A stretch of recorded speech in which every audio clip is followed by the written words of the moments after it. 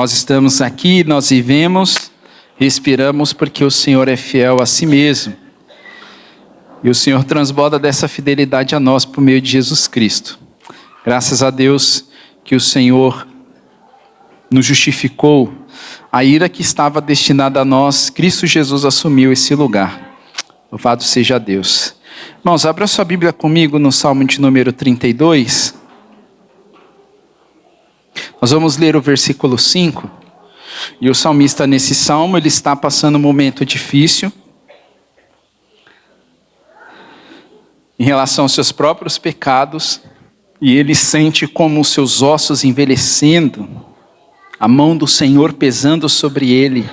Não porque o Senhor é um Deus carrasco, pelo contrário. O Senhor trabalha na vida dos seus para conduzi-los ao arrependimento. E aqui no versículo 5 a gente vê o salmista confessando ao Senhor o seu pecado, a sua iniquidade diante de Deus, que é o que nós vamos fazer nesse momento como igreja. Versículo 5 do Salmo 32, assim: confessei-te o meu pecado e a minha iniquidade não mais ocultei. Eu disse, confessarei ao Senhor as minhas transgressões, e tu perdoaste a iniquidade do meu pecado. Vamos orar, meus irmãos, feche seus olhos, curva a sua cabeça. Nós vamos a Deus em oração, pedindo que o Senhor perdoe os nossos pecados. Nosso Deus, nós estamos aqui diante do Senhor, sabemos, ó Deus, das nossas limitações. Reconhecemos, ó Deus, que somos pecadores, que transgredimos a sua lei, que não fazemos aquilo que agrada ao Senhor em muitos dos nossos caminhos. Rogamos que o Senhor, ó Deus, nos perdoe os pecados, que o Senhor tenha misericórdia de nossas vidas, que o Senhor remova, Senhor, toda a cegueira de nossas vidas para que possamos ver aonde estamos falhando. Que o Senhor, Deus amado, possa nos dar graça e coragem para abandonarmos as práticas pecaminosas que temos, ó Deus, feito nos nossos dias. Deus, pode ser que essas práticas venham conosco, Deus amado, por muito tempo. E elas, de alguma forma, podem trazer a nós algum tipo de boas sensações ou satisfação dos nossos desejos. Ó Deus, mas isso não agrada ao Senhor. Trata o nosso coração, ó Deus. Nos ajude a mudar, Senhor Jesus Cristo. Perdoa os nossos pecados e não imputes a nós aquilo que temos feito contra Ti. Deus amado, que possamos abandonar esses caminhos que nos levam a ofender a santidade do Senhor. Que o Senhor, Deus amado, possa nos ajudar para que possamos estar humilhados sob as suas potentes mãos.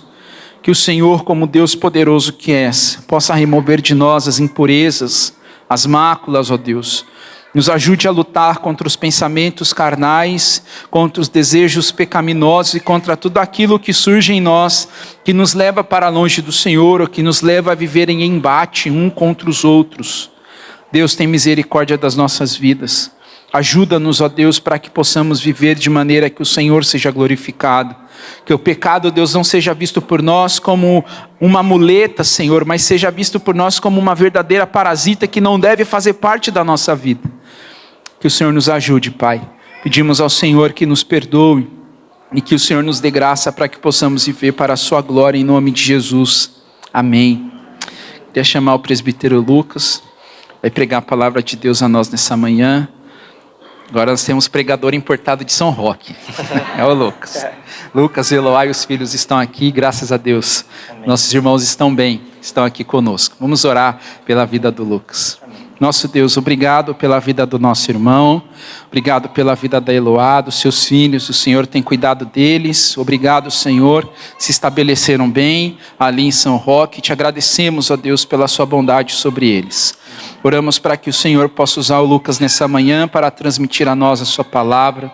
Deus, fala ao nosso coração, quebranta o nosso coração, ó Deus, que a sua palavra possa encontrar morada em nossas vidas, que possamos meditar no que o Senhor vai falar a nós nessa manhã através do seu servo. Que o meditar, Deus, do Lucas e o falar dos seus lábios glorifique o seu nome, e que o Senhor remova, Senhor, todo impedimento do nosso entendimento para que possamos compreender as maravilhas da sua lei.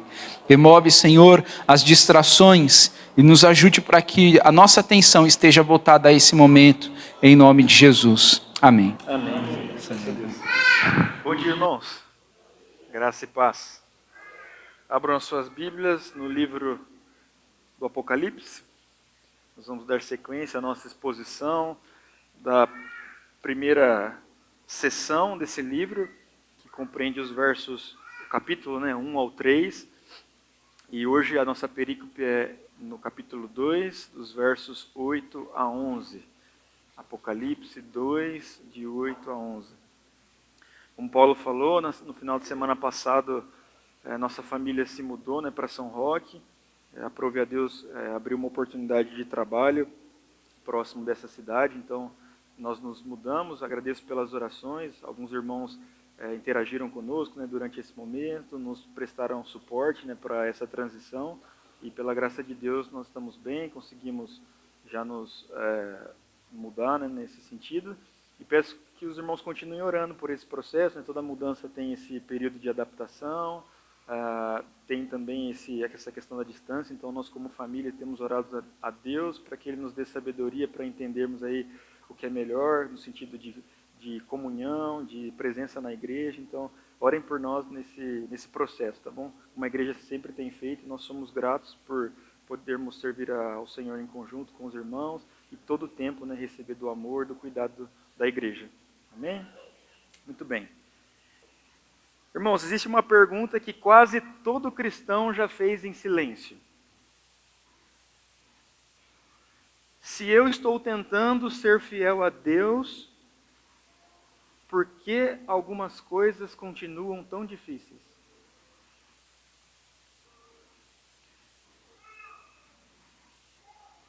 Porque se nós somos honestos, muitos de nós crescemos ouvindo, mesmo que indiretamente, que fidelidade traz facilidade, que obediência produz conforto, que proximidade com Deus elimina sofrimento.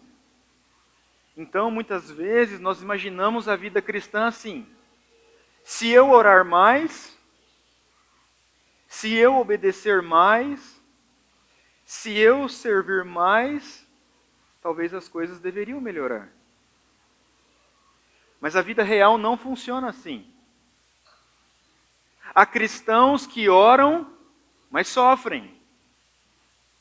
Há cristãos que obedecem, mas sofrem. Há cristãos que permanecem fiéis, mas sofrem. Há pessoas aqui, talvez, nessa manhã, que continuam vindo aos cultos, mas carregam lutas que ninguém vê. Pressão emocional, medo do futuro, crises dentro do seu lar, uma ansiedade constante, cansaço espiritual, rejeições por conta da nossa fé. E talvez muitos de nós já se perguntaram em silêncio: Senhor, o Senhor ainda está me vendo?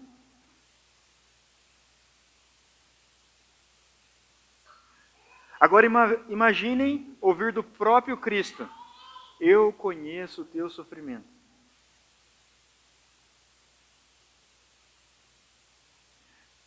A igreja de Esmirna precisava ouvir isso.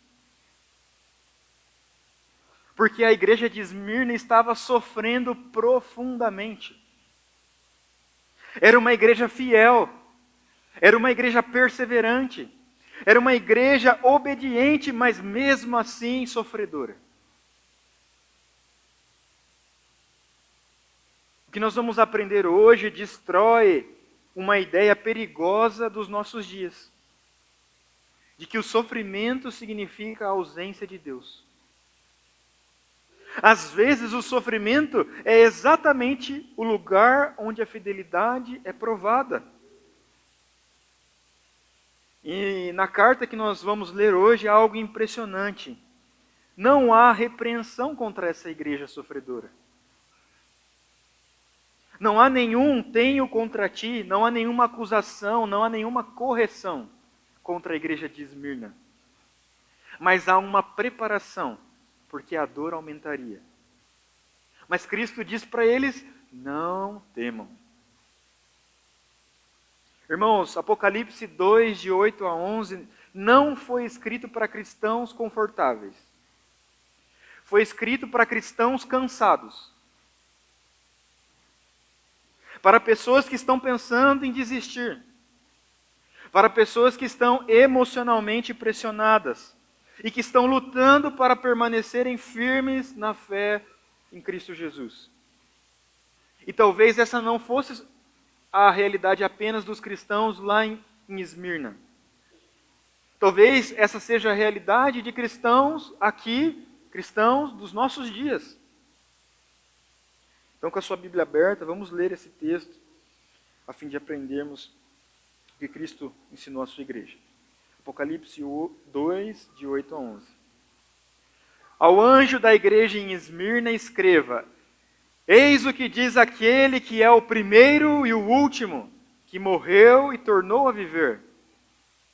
Conheço as suas tribulações e a sua pobreza. Mas você é rico. Conheço a blasfêmia dos que se dizem judeus e não são. No entanto, são sinagoga de Satanás. Não tenha medo do que você está prestes a sofrer. Eis que o diabo está prestes a lançar alguns de vocês na prisão para que sejam provados, e vocês passarão por perseguição durante 10 dias. Seja fiel até a morte, e eu darei a você a coroa da vida. Quem tem ouvidos, ouça o que o Espírito diz às igrejas. Aquele que vencer não sofrerá de modo algum a segunda morte. Amém. A grande ideia do texto que nós estaremos estudando nessa manhã, meus irmãos, é que Cristo chama a sua igreja a permanecer fiel em meio ao sofrimento, porque a vitória eterna já está garantida nele. Cristo chama a sua igreja a permanecer fiel em meio ao sofrimento, porque a vitória final já está garantida nele. A perícope se move da seguinte forma: Cristo se revela, Cristo nos mostra que Ele conhece a dor da sua igreja, Cristo nos chama à fidelidade e Cristo então promete vitória eterna. Vejamos a primeira parte dessa perícope, que começa ali no verso 8. Vendo que Cristo fala à igreja sofredora. Verso 8, nós vemos que Cristo se revela como aquele que é o primeiro e o último que morreu e tornou a viver. Irmãos, antes de Cristo falar sobre o sofrimento da igreja, Ele primeiro revela quem Ele é. E isso é importante, porque em tempos de dor, em momentos de sofrimento, a nossa maior necessidade não é apenas entender as circunstâncias, mas é enxergar Cristo corretamente. Por isso essa carta começa. Essas são as palavras daquele que é o primeiro e o último que morreu e ressuscitou. João queria que a igreja compreendesse algo desde o início. O que estava sendo dito a esses irmãos da igreja de Esmirna não vinha de homens. Não era uma opinião humana. Não era um conselho religioso de homens. Mas eram as palavras do Senhor da igreja. A igreja que estava lá na cidade de Esmirna era uma igreja conhecida por habitar num local permeado por uma extrema lealdade ao Império Romano. Ou seja, se aqueles cristãos confessassem Jesus é Senhor, isso podia custar muito caro. Porque Roma exigia que César é o Senhor. Ou seja, essa igreja vivia pressionada para negar a Cristo, negar a sua fé. Então, Jesus se apresenta a eles como o primeiro e o último. Essa é uma expressão do Antigo Testamento. O próprio Deus se revela assim. Lá em Isaías 44, 6, Deus se revela dessa forma: eu sou o primeiro e eu sou o último. Cristo estava lembrando aqueles irmãos de que Ele governa toda a história. Roma, naquele tempo, parecia muito poderosa. A perseguição, ela era dominante. O sofrimento daqueles dias, ele era esmagador. Mas Jesus lembra algo para a sua igreja: Roma não é o começo da história. Roma não é o final da história. Eu sou. Eu sou o primeiro e eu sou o último. Cristo estava escrevendo essa carta à sua igreja. Irmãos, como nós precisamos lembrar disso em momentos em que estamos sofrendo. Porque a dor, consequentemente, nos faz pensar que Deus está distante, que tudo saiu do controle, que o caos está vencendo. Por isso, antes de falar do sofrimento daquela igreja, Jesus lembra: eu continuo no trono. Quem está falando com vocês é aquele que começou tudo e é aquele que termina tudo. Antes de explicar sobre a dor, Cristo relembra a sua soberania. E o verso continua, e além de falar que é o primeiro e o último, Cristo fala para aqueles irmãos que ele é aquele que morreu e tornou a viver. E nesse sentido, Cristo está usando aqui expressões que são extremamente consoladoras para a igreja. Ou seja, Cristo não está se conectando com aqueles irmãos apenas como um rei soberano. Ele está se conectando com aqueles irmãos como um homem que sofreu. O nosso Salvador, aquele que é o primeiro e o último, ele conhecia na pele o que é rejeição. Ele conhecia no seu corpo o que era injustiça.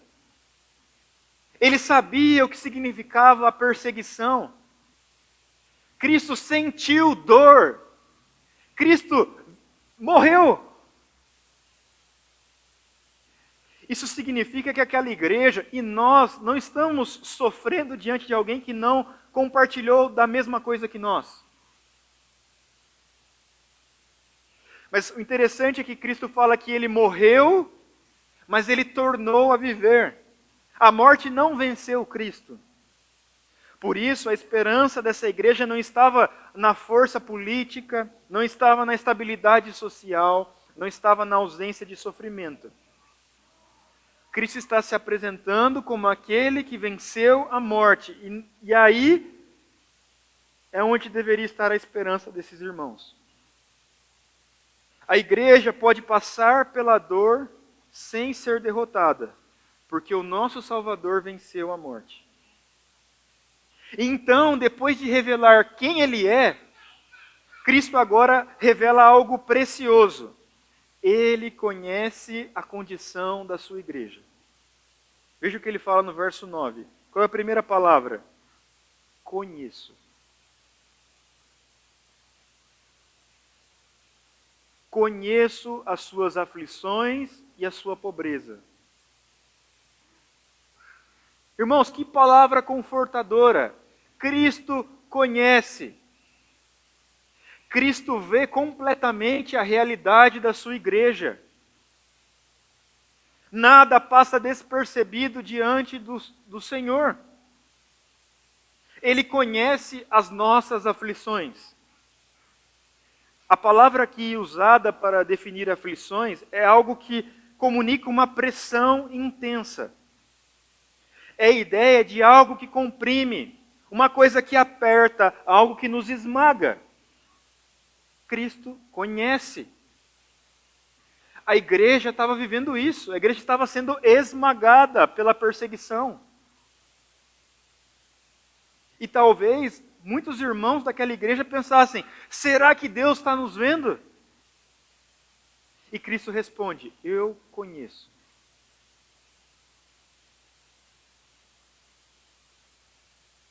E Cristo fala que além de conhecer as suas aflições, Cristo conhecia a pobreza daquela igreja. Não era uma dificuldade leve. A palavra aqui se refere a uma pobreza severa. Muitos cristãos naqueles dias eram excluídos da sociedade, não podiam realizar relações comerciais, porque permaneceram fiéis a Cristo.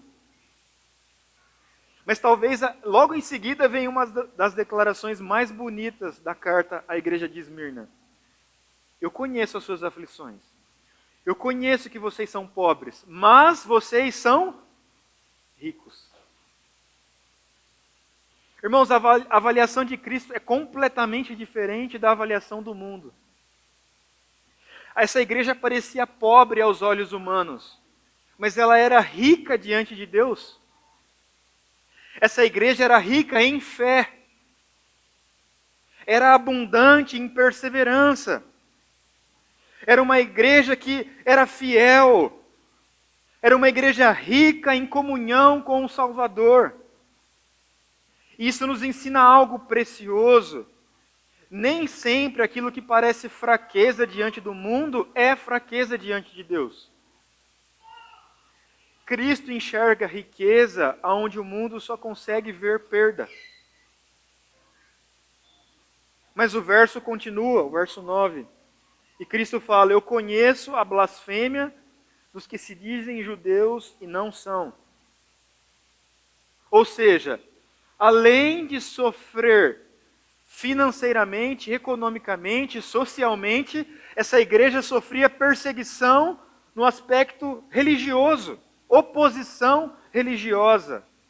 Havia hostilidade aos cristãos.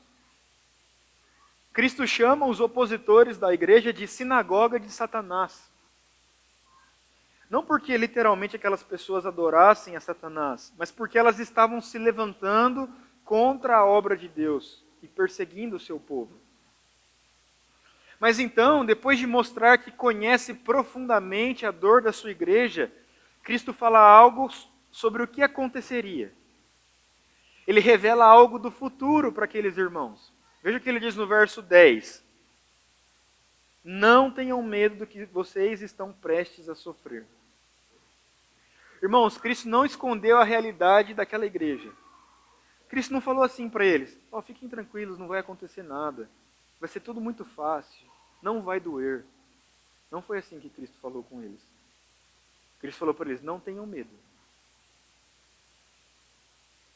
Não tenham medo, não temam. Mas vocês vão sofrer ainda mais. O texto fala, o próprio Cristo revelando a esses irmãos, que o diabo lançaria alguns deles na prisão.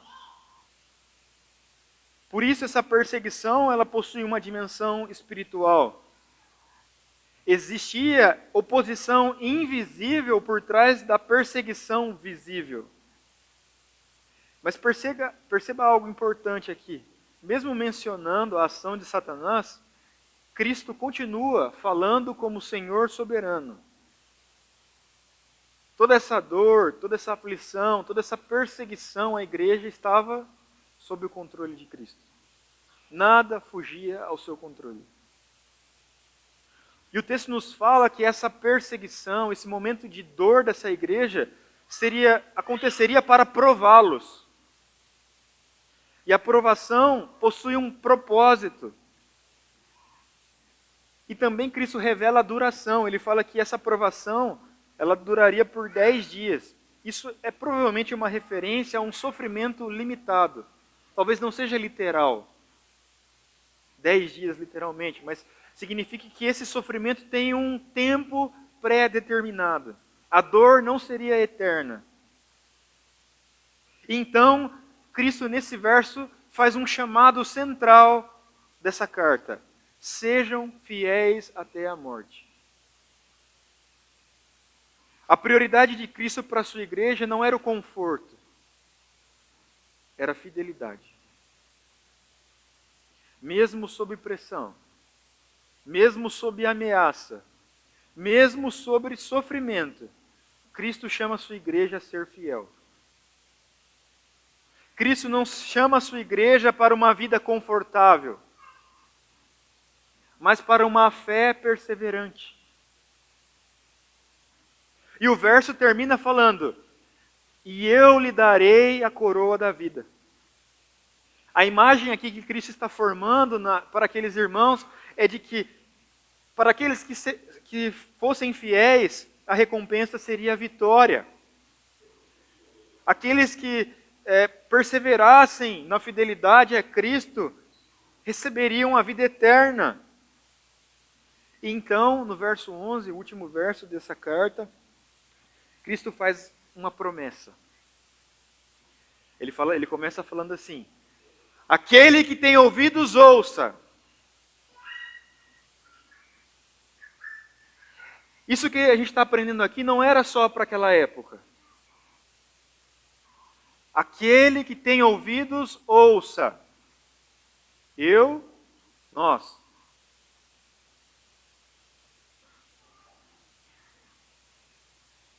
O vencedor, aquele que vencer, não sofrerá de modo algum a segunda morte.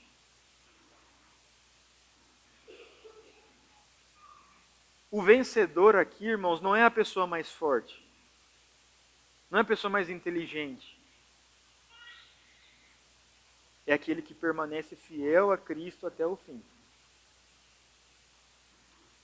E Cristo declara: esse que for fiel até o fim, de modo algum sofrerá a segunda morte. A segunda morte aponta para a condenação eterna, para a separação definitiva de Deus. E Cristo fala: aqueles que forem fiéis até a morte não sofrerão essa segunda morte. Não serão separados do Senhor pela eternidade. A maior segurança da igreja, irmãos, não é a ausência de sofrimento, mas a certeza de que nós temos vida eterna em Cristo Jesus.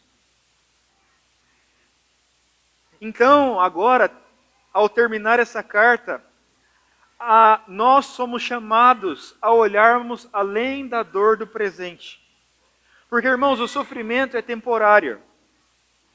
Cristo continua reinando. E a sua vitória já está garantida. Quando nós olhamos para essa igreja, nós percebemos algo que nos encoraja grandemente. A igreja de Esmirna era uma igreja pressionada, era uma igreja perseguida, era uma igreja economicamente fragilizada, era uma igreja emocionalmente cansada, mas era uma igreja fiel. E Cristo não ignorava o sofrimento dessa igreja. Cristo via, Cristo conhecia, Cristo falou com essa igreja. E talvez, e certamente, é o que Cristo faz conosco hoje. Porque, irmãos, há momentos em que o nosso coração cansa. Há momentos em que nossa alma se enfraquece. Há momentos em que perseverar parece pesado. Talvez você está aqui desanimado. Talvez você esteja aqui cansado. Talvez você está lutando sinceramente para permanecer firme em Cristo Jesus. Mas Cristo nos lembra, Ele é o primeiro e o último. A história não saiu do seu controle. Ele morreu e tornou a viver. O sofrimento não é palavra final na vida do cristão. Cristo falou para nós: eu conheço as suas aflições. A nossa dor não passa despercebida. E Cristo nos chama: sejam fiéis, porque a perseverança continua valendo a pena. Diante desse ensino, irmãos, a gente precisa ter algumas aplicações disso na nossa vida. A primeira delas é: não interprete o sofrimento que você está passando como ausência de Deus. Uma das tentações mais perigosas que nós somos submetidos é acreditar que Deus nos abandonou. Essa carta aos irmãos de Esmirna nos ensina exatamente o contrário. A igreja que foi mais perseguida foi essa. Mas também foi a igreja que mais foi elogiada por Cristo. Quando a dor vier, irmãos, não abandone a oração. Quando você se deparar com o sofrimento, não se afaste da igreja.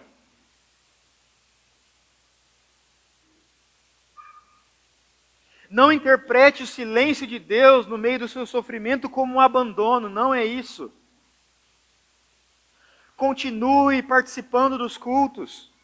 Continue buscando a palavra de Deus. Permaneça em comunhão com a igreja. Mesmo que você não sinta vontade, venha. A presença de sofrimento em nossas vidas não significa a ausência de Deus. A segunda aplicação para nós, à luz desse texto, é que nós não podemos negociar a nossa fidelidade para termos conforto. Era muito fácil para os cristãos de Esmirna conseguir paz. Muito fácil. Era só falar assim: César é Senhor. Eu nego a Cristo. Pronto. A maioria dos problemas deles se resolveriam. Bastava negociar a sua lealdade ao Senhor Jesus. Mas eles permaneceram fiéis. Irmãos, a pressão existe ainda hoje. Talvez não da mesma forma, mas a nossa cultura, os elementos de moralidade dos nossos dias, a relativização da verdade nos pressiona a abandonarmos a fé em Cristo.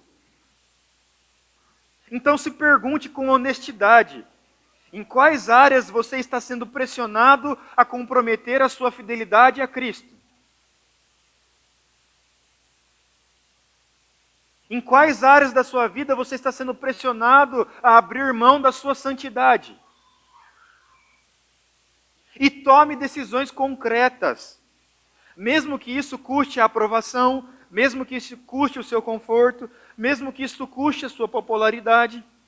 Nenhum conforto temporário compensa perder a vida eterna.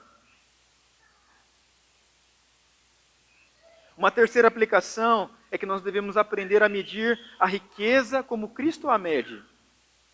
Jesus olhou para uma igreja que era pobre aos olhos humanos e falou para eles: vocês são ricos.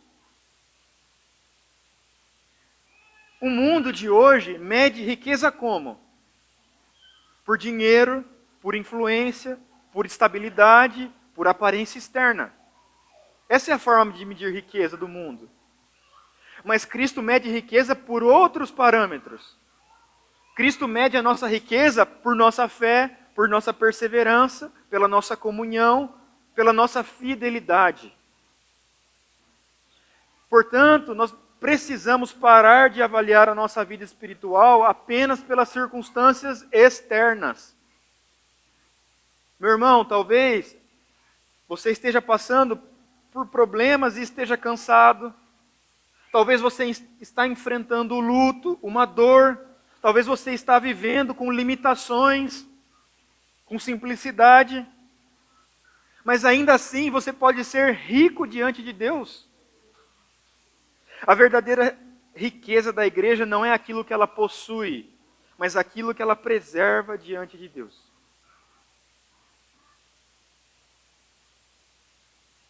Permaneça também firme, mesmo quando o sofrimento não passa imediatamente. Jesus não prometeu retirada imediata de dor. Ele não falou o seguinte: creia em mim e os seus problemas acabaram. No sentido dos nossos tempos. O problema maior da humanidade, sim, foi resolvido. Mas ele não prometeu facilidade enquanto vivemos aqui. Cristo prometeu presença, prometeu sustento, prometeu recompensa eterna. Talvez você, quando ora, esteja esperando respostas rápidas, mudanças imediatas, alívio instantâneo. Mas Cristo está nos chamando para algo maior. Cristo nos chama à perseverança. Irmão, continue obedecendo, continue orando, continue confiando. Permaneça fiel, mesmo em meio ao sofrimento. A perseverança é a fé continuando a caminhar, mesmo quando o caminho dói.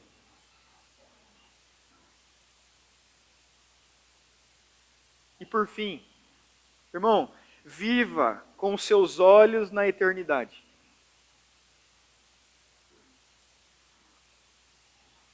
Jesus terminou a carta para esses irmãos apontando para isso.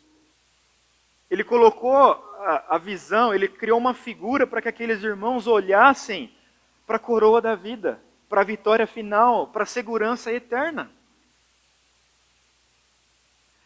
Aqueles irmãos possivelmente estavam suportando a dor presente porque eles sabiam, a história não acabou.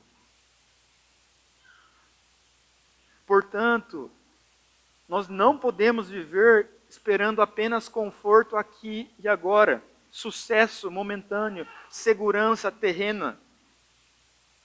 Nós precisamos viver lembrando, Cristo vai voltar. O sofrimento vai acabar. A vida real é algo real. A vida eterna é algo real. Não é algo, uma história. É algo que vai acontecer. Quem fica olhando apenas para cá, vive esmagado pela dor. Mas quem vive olhando para a eternidade, persevera com esperança.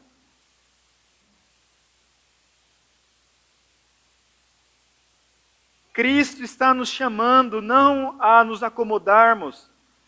Cristo não está nos chamando a vivermos com medo, a vivermos desanimados. Ele está nos chamando à fidelidade. Mesmo quando dói, mesmo quando custa, mesmo quando ninguém vê, mesmo quando permanecer fiel é difícil. Porque a vitória final pertence não aos que desistem. A vitória final pertence aos que permanecerem fiéis até o fim. Irmãos, o sofrimento pode marcar a nossa caminhada, mas jamais, jamais definirá o nosso destino. Vamos orar. Senhor Deus, obrigado, Pai, por essa porção da Tua palavra. Senhor, fortalece-nos como Teu povo. Senhor, nos ajude em meio às pressões da vida. Ajude-nos, Pai, a permanecermos fiéis. Quando nós estivermos cansados, sustenta-nos, ó Pai. Quando estivermos com medo, lembra-nos que o Senhor venceu a morte. E que jamais troquemos Cristo pelo conforto momentâneo. Que jamais, Pai, deixemos de ser fiéis por prazeres e recompensas desta vida. Em nome de Cristo, que nós oramos. Amém. Nesse sentido, irmãos, eu queria convidá-los para que a gente encerrasse o culto dessa manhã cantando um hino que fala justamente sobre isso. O sofrimento aqui, mas a esperança da glória eterna. Amém?